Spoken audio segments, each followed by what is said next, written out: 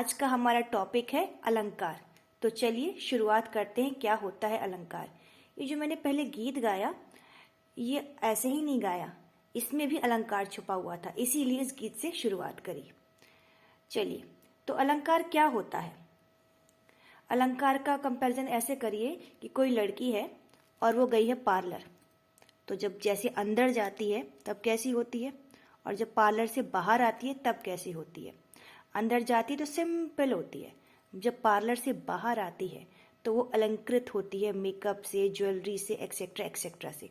तो वैसे ही काव्य एक नॉर्मल लड़की है जो पार्लर के अंदर जाता है, यानी कवि के पास गया और कवि ने उसको सजा दिया, तो जो सजावट हुई उसे कहा गया अलंकार। क्लियर है? तो सबसे पहले अलंकार का मतलब या मीनिंग डिस्कस कर लेते हैं। काव्य की सुंदरता या काव्य की शोभा बढ़ाने के लिए कवि शब्द या अर्थ के माध्यम से जो चमत्कार करता है, यानी कि वही सेम बात, जो लड़की अंदर गई है, जो पार्लर वाली उसको फेस पे जो मैजिक करती है उसे अलंकार कहते हैं। तो वैसे ही काव्य की शोभा बढ़ाने के लिए कवि जो शब्दों और अर्थों के माध्यम से जादू चलाता है उसे अलंकार कहते हैं। ठीक है। अलंकार के भेद, अलंकार के भेद 3 होते हैं, शब्दालंकार, अर्थालंकार, उभयालंकार। उभयालंकार हमें डिस्कस नहीं करना है। चलिए, फर्स्ट टॉपिक है जो अलंकार के भेद है शब्दालंकार। तो पहले हम शब्दालंकार की ही बात करेंगे आज के वीडियो में। जहां कवि शब्दों के द्वारा, यानी कि शब्दों में मैजिक ढूंढता है, शब्द से ही मैजिक कर देता है, जहां कवि शब्दों के द्वारा चमत्कार या सुंदरता उत्पन्न करता है वहां शब्दालंकार होता है। और शब्दालंकार के 3 भेद हैं, अनुप्रास, यमक और श्लेष। तो फर्स्ट हमारा जो है अनुप्रास, हम उसको डिस्कस कर रहे हैं। अनुप्रास क्या होता है? जो पहला गाना भी मैंने गाया था उसमें कौन सा अलंकार था? तुम प्रेम हो, तुम प्रीत हो, तो पा पा प्रा प्रा की आवृत्ति हुई। ठीक है। अब ऐसे यहाँ पे देखिए, एक अमिताभ बच्चन का फेवरेट सॉन्ग है, चली चली फिर चली चली, चली इश्क की हवा चली। यहाँ पे किसकी आवृत्ति हो रही है? चा की भी हो रही है, ला की भी हो रही है। यानी शुरुआत में चा चा चा, लास्ट में ला ला ला। यानी कि जब भी किसी वर्ण की आवृत्ति बार बार हो उसमें अनुप्रास अलंकार होता है, चाहे वो शुरू में हो चा, चाहे वो बाद में हो ला। ठीक है। तो अनुप्रास अलंकार, जहां वर्णों की आवृत्ति हो वहां पर अनुप्रास अलंकार होता है। आवृत्ति मतलब रिपीटिशन। अगर आप मूवी से रिलेट करना चाहते हो तो गाना है कभी खुशी कभी गम, तो का की आवृत्ति हो गई, भा की आवृत्ति हो गई। तो यहाँ पर कौन सा अलंकार है? अनुप्रास।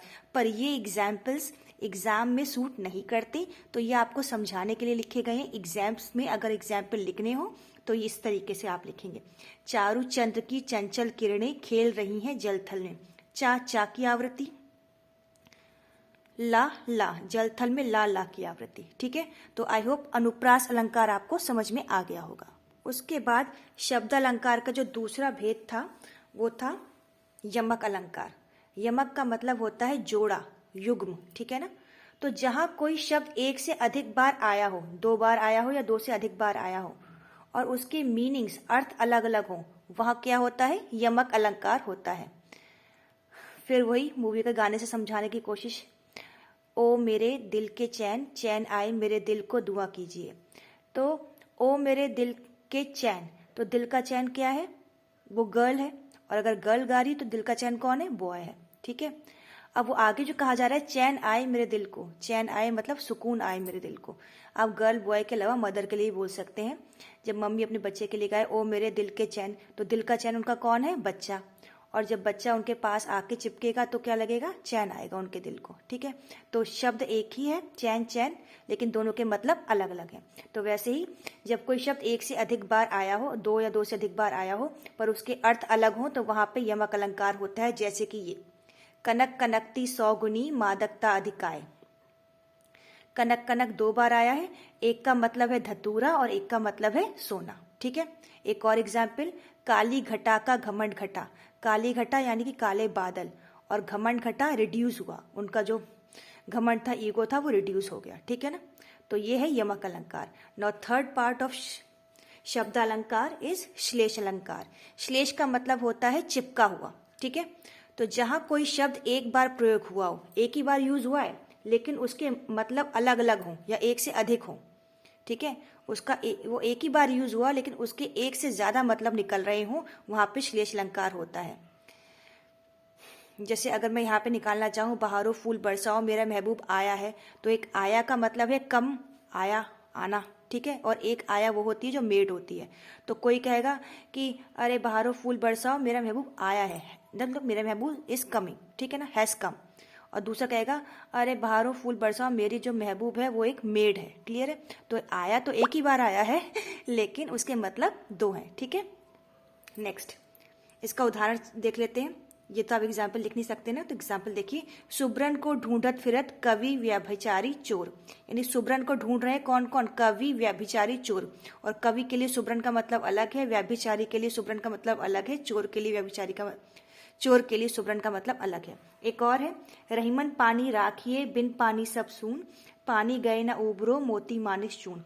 पानी का मतलब हर एक के लिए अलग अलग है इसमें, तो ये भी एक श्लेष अलंकार का उदाहरण है। नेक्स्ट जो है वो है अर्थालंकार, जो स्टार्टिंग में बताया था आपको मैंने, ठीक है। अलंकार के भेद शब्द अलंकार, अर्थालंकार, उभयालंकार। उभयालंकार को हम डिस्कस करेंगे नहीं, अर्थालंकार हम अपने नेक्स्ट वीडियो में डिस्कस करेंगे। फिलहाल अभी के लिए इतना ही। शब्द अलंकार को आप रिवाइज कर लीजिएगा अच्छे से, कल मिलते हैं अर्थालंकार के साथ।